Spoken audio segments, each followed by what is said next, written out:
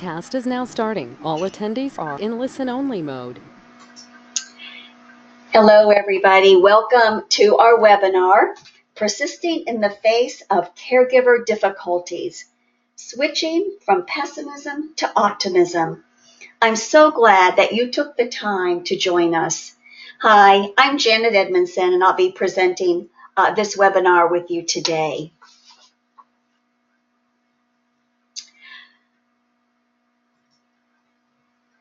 Before we get started, while people are still joining, let me share some information about my books and other products.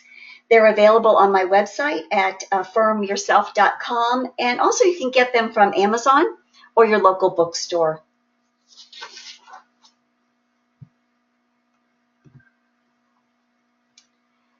The next webinar is going to be called Caregivers Search for Meaning. And I'll be presenting this on Thursday, October 18th. So you're going to receive a link to register in the follow-up email that you get from us tomorrow. Even if you can't make that date, again, please register because we do record these and you will have access to that recording to watch later at your convenience. So I just want to mention now that we've got the question box, and if you want to ask me a question that I will address at the end of the webinar, you can type it in that question box and hit send, and we'll take a look at those at the end of the session. So I just wanted to let you know that that is there. Now, let me quickly tell you a little bit about my background and who I am. So from a career standpoint, I have a master's degree from Georgia State University and over 30 years experience in leadership within the worksite health promotion field. However, if you participated in our webinars before, you know that I took care of my husband, Charles, pictured here, during the 5 years he faced a movement disorder with dementia. It was called cortical basal degeneration. I am a past chair of the board of directors for Cure PSP, and I have been a support group leader for 2 online groups and 1 face-to-face group for many, many years. I currently live in South Portland, Maine. So now let's get started with our content. I love this. Let's look at it. Was it a bad day, or was it a bad 5 minutes that you milked all day? So persisting in the face of caregiver difficulties requires us not to fall into this trap of milking our negativity for the entire day. So the first principle in addressing our persistence as a caregiver is to understand our automatic negative thoughts, which are called ants, automatic negative thoughts. So as humans, these pop into our brains constantly. They're in our unconscious. We can't help that. But what we can do is to distinguish between which ones are appropriate and which ones are not, so that we can make our best response. So I took this picture in Florida, and I saw this alligator and heron in a national park there. The alligator should be scaring off the heron. However, the heron's not going anywhere, so the heron must know that the alligator won't get him somehow. So maybe the alligator has already eaten, and this is the case because it was 5 o'clock in the evening, so the alligator wasn't hungry, so it's okay for the heron to sit right there. The heron in this instance is reacting appropriately when faced with this potential threat. But many times we don't think or respond appropriately. Instead, negative and irrational thinking gets in our way. Now, unfortunately, it's hard to get a proper perspective. Bad can be stronger than good. I've heard one clinician say that negativity is like Velcro. It sticks to us. Positivity is like Teflon. It just slides away. Haven't you seen that in your life? When something goes bad in a day, it's hard to shake. Like that bad 5 minutes, right, that we keep milking. However, to be realistic, we are not trying to eliminate negativity, because negativity is going to be there. We can't do anything about the fact that it's there. We're just trying to reduce unneeded negativity and inappropriate responses to it. So let's talk first about appropriate negativity. So appropriate negativity is something that really is bad and that, keeps us grounded, real, and honest. Some negative thinking that is appropriate and rational might be something like, your spouse's disease just took a bad turn. We ended up in the hospital. All right. That's really rational to feel negative about that. So when that happens, that's when you need to accept it and find meaning from it, which we're going to talk about at our next webinar in October. But also just make the best of whatever is there. It's bad. You just make the best of it. That's using optimism. But others of our thoughts are irrational. The negativity we just keep milking, and it's irrational. So, for instance, when you're kind of sitting there saying, I'll never be happy again due to all these current difficulties. Well, that's probably a little over the top, because you can be happy. You could be happy today in the midst of them, but you certainly won't never be happy again. You don't need to be never happy again, at least.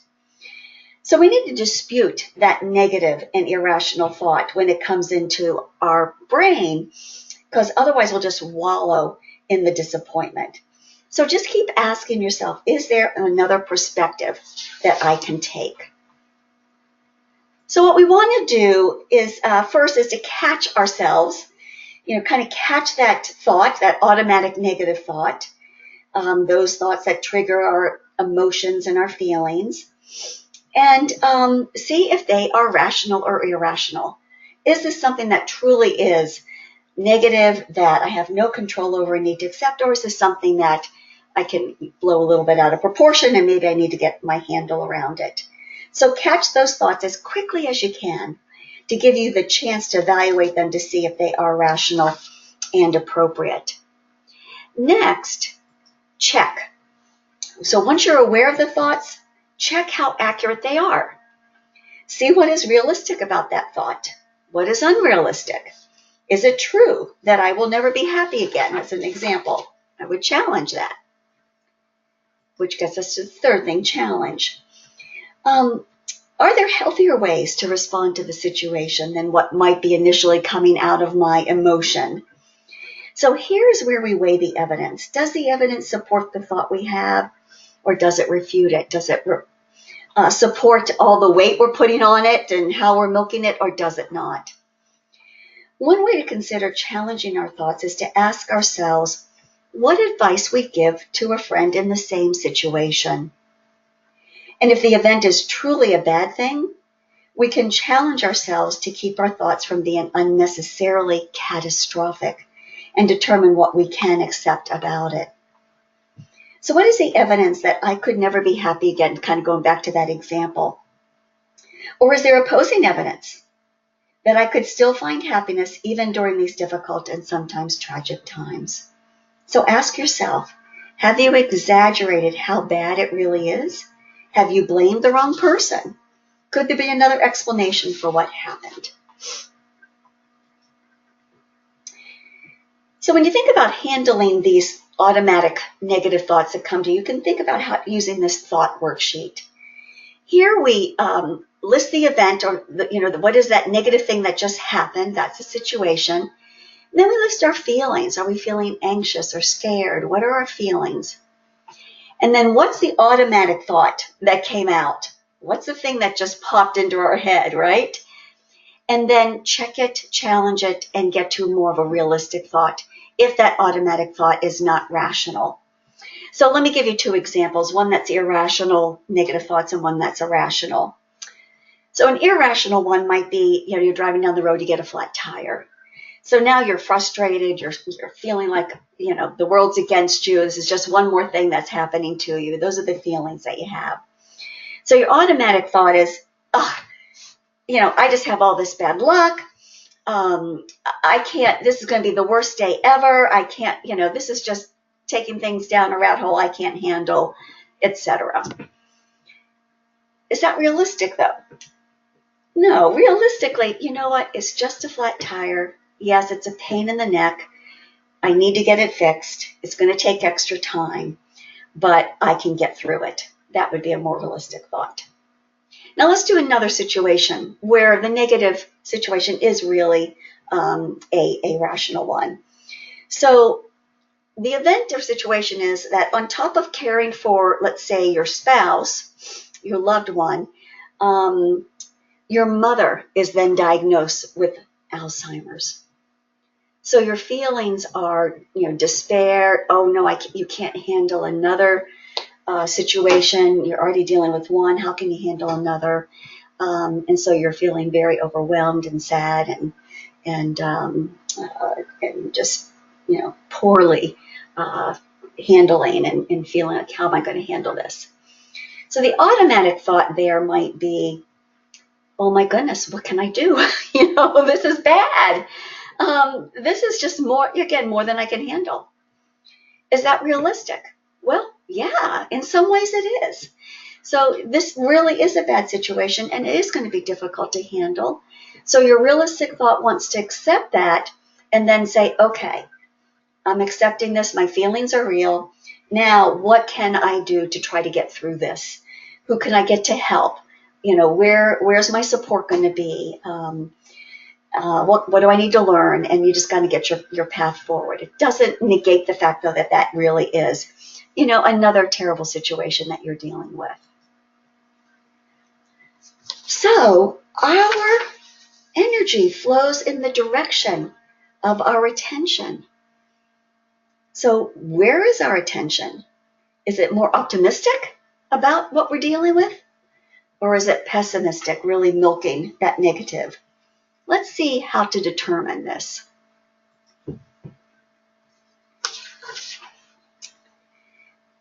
So let's look at how a pessimist might find his thinking. And this is based on research by Martin Seligman, the father of positive psychology. So we're going to contrast pessimistic and optimistic thinking here. So the pessimist says, oh, it's all my fault. I'm the reason for the failure. Pessimist says, it's going to last and affect my whole future. The pessimist says, bad things always happen to me. The pessimist says, I might as well stop trying. I won't be successful. Do you relate to any of those thoughts? I bet at times you do.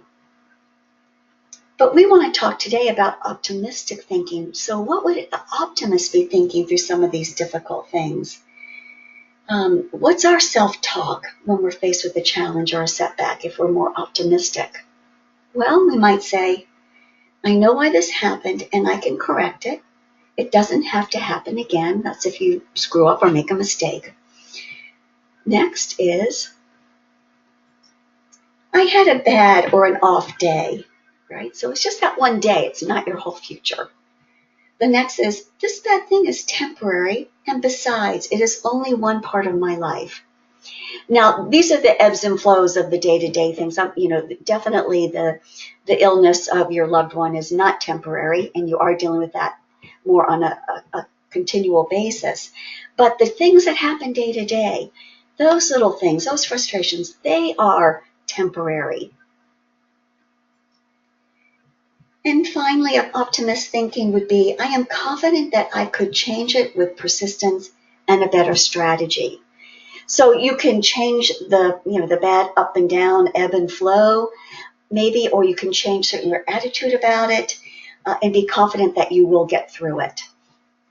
So that's the way a pessimist and optimist think. Do you see the contrast there? In essence, people with this pessimistic explanatory style are more likely to give up in the face of difficulty.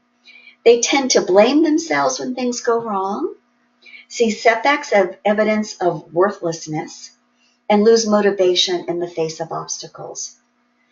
So here's what they do. The pessimist will give up early, not even try, finds and focuses on the negative, even in the midst of many positives. Predicts failure and negative outcomes. They just know it's going to be bad. Draws negative conclusions without seeking information and solutions. You just go to the negative before you even stop to think, wait a minute, can I really handle this? What would it take to handle this? And you look for solutions instead. Pessimist doesn't do that, just goes right to the negative. So that's what a pessimist does. Let's check and see now what an optimist does. So in contrast to the pessimistic explanatory style, a person who has an optimistic explanatory style will be more likely to persist in the face of the day-to-day, the ups and down difficulties that you face. So they tend to see failure as a normal part of life. They focus on their strengths, and they maintain motivation to overcome obstacles. So they persist over time despite difficulties and setbacks. They just hang in there. There's our persist word. Uses positive results to build confidence. So they don't get hung up on all the negative. They look for some of the ups and build their confidence with every little up instead of minimizing the ups. Predict success based on a realistic plan. They're not unrealistic. They're not Pollyanna. But they predict that I can get through this. They seek solutions and they try multiple approaches. So again, they're persisting. They're going to keep trying something till they can figure out how to get through this struggle. And they seek out every positive aspect of a bad situation. Trying to find the positive, trying to find the route through it. So that's the difference between these two. So in summary, as Martin Seligman talks about, when it comes to whether something is permanent or not, the pessimist sees it as permanent, the optimist sees it as temporary. Again, these are the ebb and flows, the ups and the downs in the course of your days and your weeks and your months.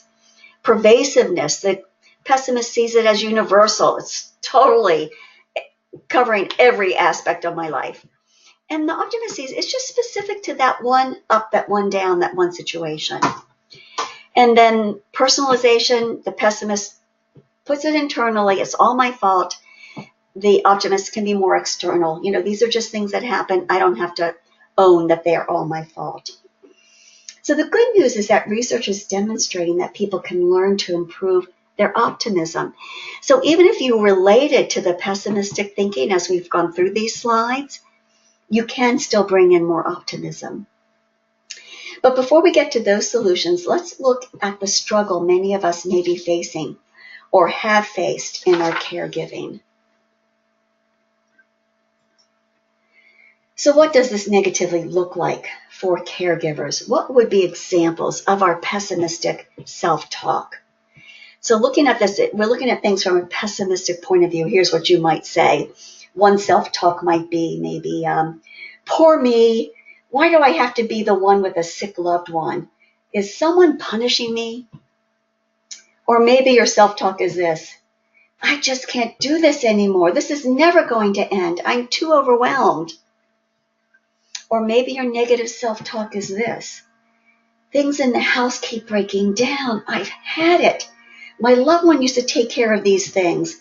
I'm just not capable of doing this. Or another example might be, from a pessimistic, negative point of view, caring for my loved one is making me do things I never had to do, whether it's financials or putting on my wife's makeup or cooking, because personally I'm a bad cook. I'm just not capable of doing these. You see, when you look at those examples I gave you, you really are pessimistic. But when you really examine them, no, you can get through this. You might be overwhelmed, but you can take things one step at a time. You might not be capable of the finances or putting on your wife's makeup now, but you'll get more capable of it. I've seen examples of that in the caregivers in my support groups. So who fares best during adversity? First of all, bad things happen to all of us. But especially when we're a caregiver, we're more sensitive to the bad. When these bad things happen, many of us either crumble or grumble. But others bounce right back in the face of these struggles and often end up even stronger than before. That's the persistence we're talking about in this webinar. How do we do that? Barbara Fredrickson, she's a PhD researcher, asks in her book Positivity, quote, "Have you ever wondered what makes the difference?" End quote. She says that those who bounce back have learned to put the brakes on negativity and its downward spiral and then rebound. They do that by their optimism and their positivity. Like the tree in this picture, they could bend without breaking. Her work has shown that positivity can be a lifeline, an important way of coping with adversity. Positivity is the active ingredient that enables us to attain resilient outcomes. Positives and negatives can sit together. They can happen at the same time. We can hold both emotions together. So we don't have to wait for the negatives to go away to experience some positives. One doesn't negate the other. They can sit together. It's important to remember that. And what psychologists have learned is that optimism that gets honed after a challenge or a trauma gives us this resilience. They have labeled that process post-traumatic growth. You know, many of us have heard of post-traumatic stress, and we may feel like that's going to hit us after our loved one dies. I did anyway. But in fact, one thing that can happen for us as caregivers as we go through this, if we go through with this optimism, is we can actually have post-traumatic growth. So it is literally growing from a very difficult life challenge, which takes persistence. Post-traumatic growth is facilitated by relating to others, seeing new possibilities, using your personal strengths, and grabbing onto your appreciation for life. Here's a quote from Thomas Carlyle, who's a Scottish philosopher in the 1800s. "Permanence, perseverance, and persistence, in spite of all obstacles, discouragements, and impossibilities. It is this that in all things distinguishes the strong soul from the weak." And I know every single one of us can find this strength of soul. So which way is your spiral going? Trying times like dealing with our loved one's illness almost always brings negativity, at least periodically, right? So unchecked, the narrowed mindset of negativity can pull us down in a downward spiral and drain the life out of us. I mean, it just sucks us down. Many of you have experienced this. I certainly did. But I didn't want to go there, and I was pleased to know that the way I handled it was what Barbara Fredrickson talks about in her book. And one of her theories is that positive emotions and optimism can lead to an upward spiral as opposed to a downward spiral. So the upward spiral, when we bring in positivity, even a little bit, it can beget a little bit more and beget a little bit more, and then you can get this upward spiral. Just like, you know, the opposite of that is when you have something bad, then another thing bad, then another thing bad, right, that pulls you down. It's the opposite of that. And that upward spiral can enhance our overall well-being no matter what we are going through. This is where we get our persistence. So Khalid, who is an American musician, says positivity, confidence, and persistence are key in life. So never give up on yourself. So, how can we enhance optimism in the face of our caregiver challenges? Let's explore that. I won't be able to go over all the ways, so we'll hit a couple. So Barbara Fredrickson, who I've been talking about, says, "My studies suggest that positivity is perhaps the best kept secret of people who, against all odds, keep on bouncing back." Positivity is the key. So how can we bring on more of that positivity? The first thing we can do is tune into our thoughts and feelings. listen to our self-talk. Notice the pessimistic thinking that we talked about earlier in this webinar that may be zapping your motivation and making you feel unnecessarily down. So your enemy is that negativity and your response to it. So ask yourself, what am I telling myself about this setback and challenge that is making me feel more overwhelmed by it? Once you notice your pessimistic self-talk, then turn it around. Where there's a negative, there's always a positive. Where there is a dark cloud, there is always sunshine behind it. So for example, when caregiving seems so overwhelming that you want to give up, be thankful that your loved one is still alive and needs you. And I can't stress that enough. We get so down, but boy, the alternative is we don't have our loved one with us anymore. Another example, when friends don't seem to be able to handle your situation and pull away, be thankful for the new people who show up in your life that you didn't expect. And third example, and I had this one a lot I had to really deal with. When urine is everywhere, be thankful that your loved one is not retaining urine, which can be life-threatening. So those are just some examples I hope you might relate to. So fuel up with positive thoughts, cultivate positive feelings, and take positive actions. Just start with one positive thought, feeling, or action at a time. So another way we can bring in more positives to remind ourselves that we are not helpless. You are stressed, but you are not helpless. So come up with a mantra as this reminder to improve your self-talk, such as, this could be a mantra for you, it's okay that I had a setback. I will figure it out. So I want you, hopefully, when the webinar is finished, to take a moment and come up with a mantra that you can use to counteract your negative self-talk. What's something that you can use to uplift you when things are starting to fall apart? Now, I am no longer a caregiver, but I still have a mantra. When I'm stressed out and I wake up in the middle of the night, can't go back to sleep, my stress is usually I feel like I'm so overwhelmed, I got so much to do, I can't get it done. So and yet I love my work and what I'm doing.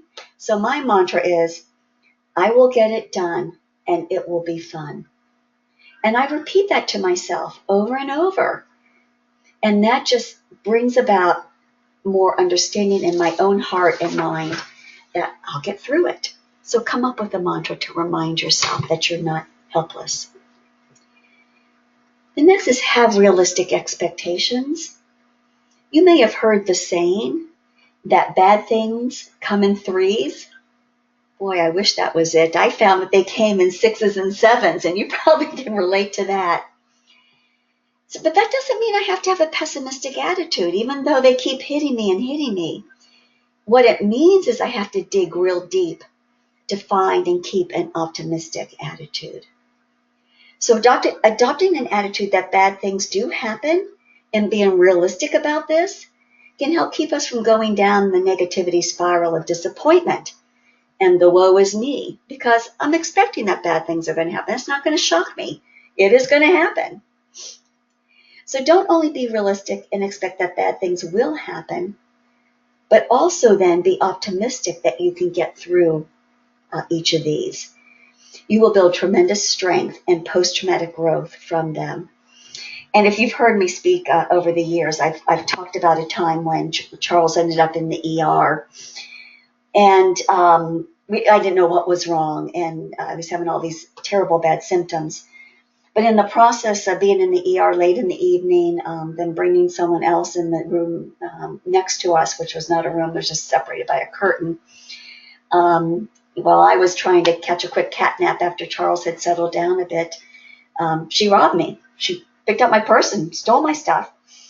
And, I opened my eyes and thought, gosh, I better check out where my purse is. And sure enough, she had my purse.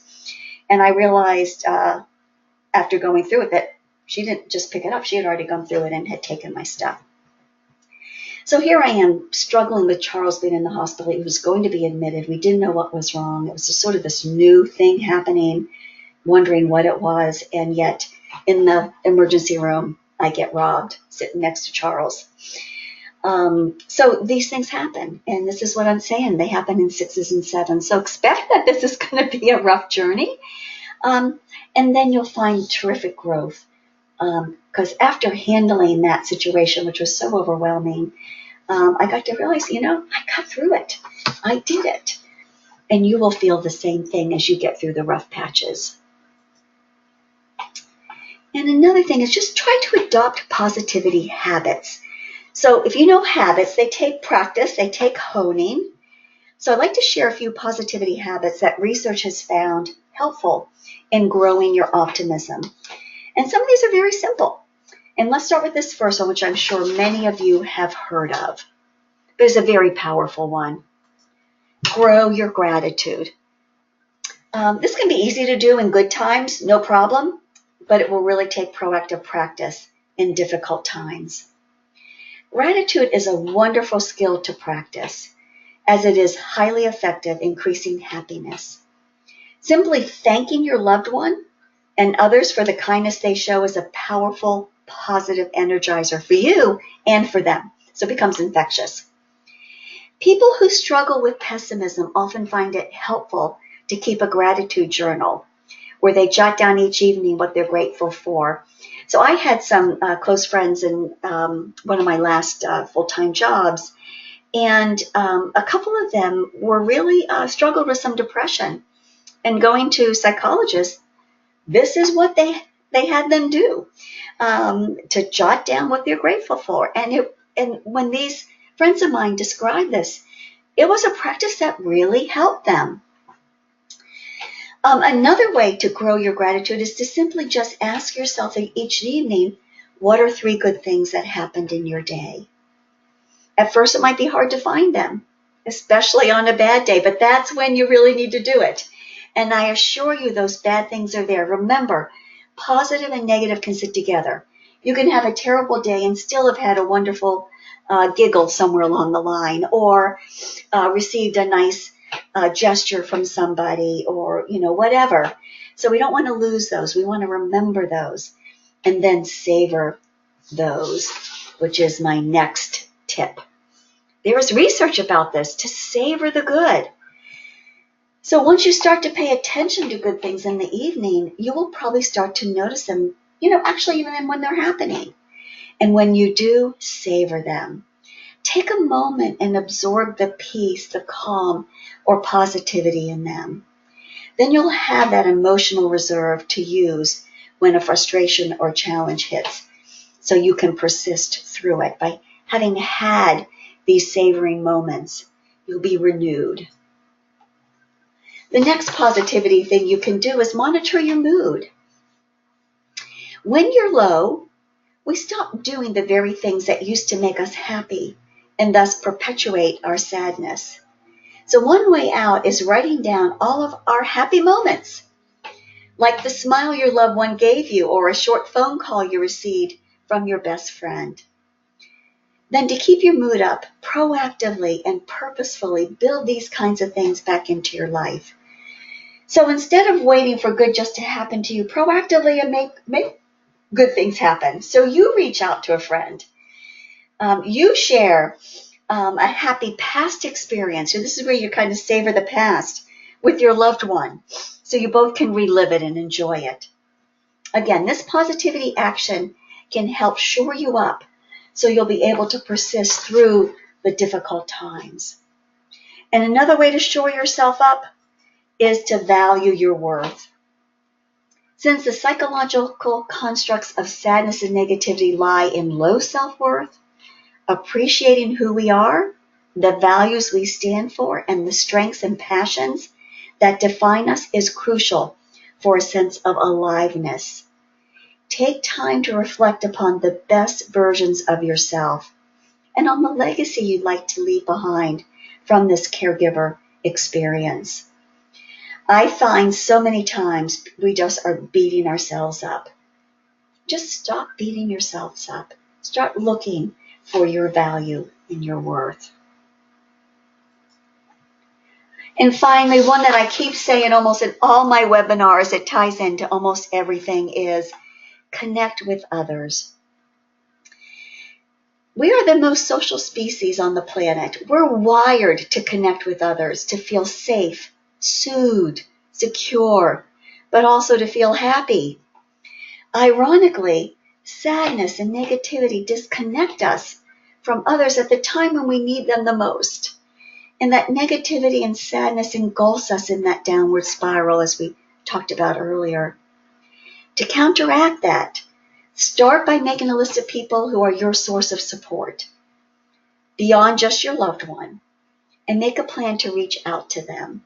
Invite them over. Maybe you can't go out, but invite them over. Then you might also look, or give them a call. You might also look for a way to get some new friends. I find this was a very uplifting thing for me, the aides that Charles had, the little bits that I got to talk with him became friends for me and for him. And then the support group that I ran was a great way for me to meet people going through some of these difficult times. So look for support groups online and especially in person if you can, because they're going through something very similar to you, and that can really uplift you. So connecting with others is another one of nature's best kept secrets to happiness and building a reserve for the persistence you'll need when a difficult challenge hits. From James Whitcomb Riley, who was an American poet in the late 1800s to early 1900s, he said, "The most essential factor is persistence. The determination never to allow your energy or enthusiasm to be dampened by the discouragement that must inevitably come." There's that expectation, right? It is coming and is going to come. So as you think about what we talked about today, I'd like you to go away with an action plan. What one or two things are you going to try to do after this webinar? What are you going to remind yourself of and do regularly? So before I give you I have a really cute cartoony thing that I want to show you at the end, but I'd like to take your questions first. So again, I see that we do have a question, but I want to make sure that you all know to, on the question box, just type in your question and hit send, and I will be able to look at those. So let me go to the first question here. From Lauren. "So frustrated," she says, "even when aid is here and my husband is home from work, I still have to intervene because they can't handle my daughter.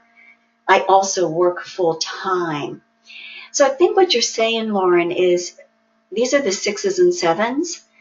So you've got your husband, you've got the aide who you're hoping can take care of your husband, you're working, and you have to handle a daughter who apparently is not easy to handle. So I guess as you look at this is your reality. This is true negativity, and this is a true difficulty. So when we have a rational, appropriate negativity, the way we get through that is by acceptance and figuring how to make the best of it. So you have to accept that all this is happening for you, and then you can work with your aide. You can work with the people at work. You can work with others, maybe who are assisting with your daughter. I don't know if your daughter is still at home or is in school and then coming home later, but begin to come up with a plan, because it is a lot, no question. Just one thing is enough, but to have these others certainly adds to it. And then it comes to, okay, if you try to list the things you're going to do to get through this, it's going to take a lot of help from other people, right? And where can you get those? Where can you get that help? Who can you call on? If you have means, can you hire some? Maybe it's time to do that. But there are a lot of help that you can get from neighbors and friends in your community, your faith community, or your local community. People want to help. That's the other thing I think I keep trying to stress in these webinars. We're afraid to ask, we're afraid to accept the help, but people want to help. So Lauren, please feel free to expand on that. The frustration is a normal response, but again, you don't want to stay there. You want to find a way to flip that and look for some positives. So in the course of each day, try to find something that went well. I know there'll be something, a little laugh or something that happened that went well, things pulled together. Oh, so you've got Lauren just put up that she's got an autistic and medically fragile daughter. So Lauren, my question would be, do you have help for her as well? Or is the help for her and you help your husband? Because it looks like you've got two parallel tracks. Either one would just totally crash most people. So how are you going to get the support and help for each one? Help is for her. So then it might be, what can you do to get some support for you with your husband as well? So I wish you the best. It's not an easy venture. But at least those are some things on the top of my head. You can't change your situation, so there's only thing you can do is accept it and then look for what you can do next to help you get through. And some of it's your self-talk, kind of boosting yourself up. You can get through it, and then finding the supports around you to give you that positivity. So, Lauren, that was a really good one because it was a very hard one, and so many of us aren't facing things that hard, but I hope some of those solutions will be helpful for everybody. I don't see any other questions, so we will just move on here.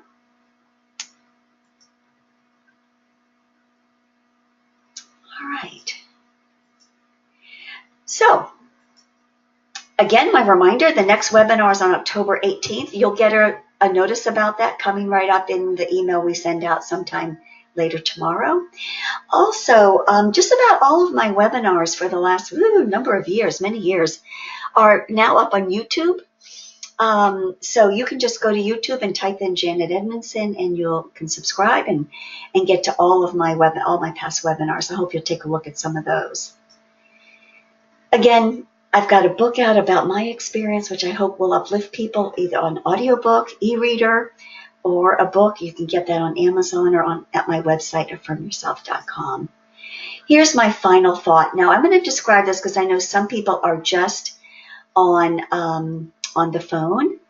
So the first picture is a vase, and there are some tulips that are dead. They are all wilted over, and those are in a grayed out to get your eyes' attention on that. And then there's a window with a round ball there, which is probably the sun. But your eye is going to the vase with the dead tulips. The next picture, though, is the same picture, but what's highlighted is the sun, not the dead tulips, but the sun that's in the window. And so it says, reframe your negative thoughts. Shift your focus from the negative to the positive. I totally understand the negative you all are facing, but I can promise you there is also positives.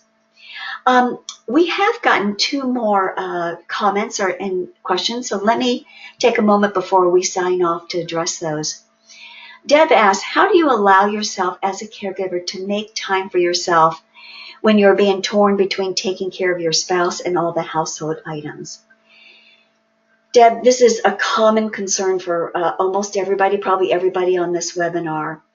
So I say, first of all, try just to get a little time. Even if you sit in the bathroom for an extra 5 or 10 minutes to read a book, just to read one chapter, to read one page. Many times we can't make time for ourselves when we are the only 24/7 caregiver. And that's when we need to bring family members in and others, a friend of your loved one or a friend of yours who would sit with your loved one while you go out for a little bit. And you'll feel guilty. I did. I had when I got some age where I could go out and maybe even go to a movie, not just do my errands. You feel guilty, but you deserve it. You need it. You need that time away. So part of it, Deb, is making a priority to finding someone that will help so that you can get that little bit of time. It's not easy, I know. And maybe you start with someone coming and helping with your house. Maybe there's someone that would come and help clean, or someone that would go shopping for you, or work and do the yard work or the mowing the yard.